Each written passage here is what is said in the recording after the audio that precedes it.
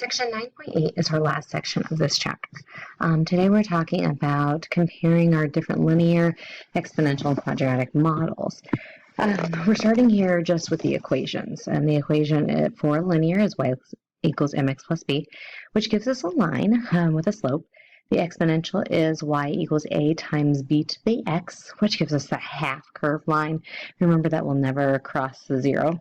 And then the quadratic form is the graph. It's what we've been working with this chapter, and the graph is below. So that's got the parabola. So that we've got our tables, we've got our equations, we've got our graphs and our equations, but the only other thing we need to talk about is our tables, and these are a little more difficult. So when your table is given to you, you need to find the difference in the y.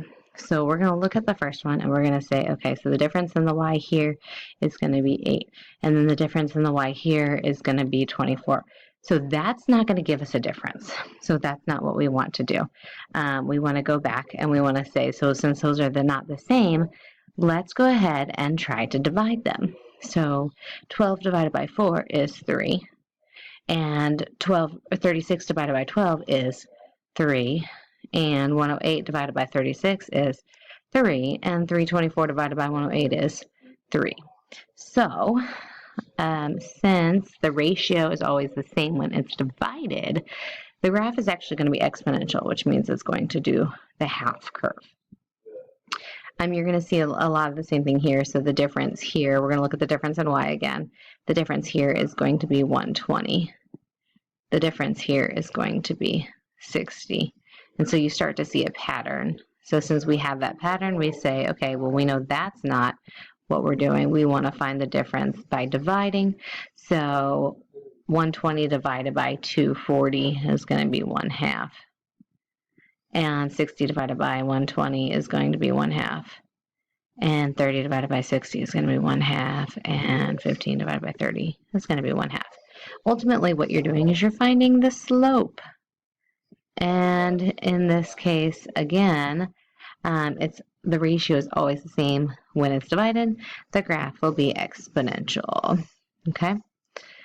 This one is going to be a little different because we can look and see, is there a difference right away? And so that difference is 4. Actually, it's a -4. The difference here is -4. The difference here is -4. And the difference here is -4.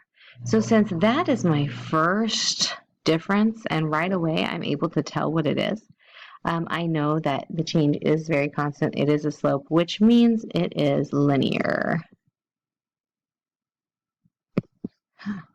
Okay, this one's not in your packet, but I wanted to go ahead and go over it. So take a look. You might want to write it down, and you're going to see that what we see here is the difference is 15. The difference is 25. Sorry, I should do that one first. 5, 15, 25, 35, 45, 55. And so what's happening is we're seeing that the difference follows a certain pattern. And when a difference follows a pattern like that, and it increases by the same amount every time, so 10, 10, 10, 10, and 10, the second difference, when the difference isn't the same, you have to find something else that matches.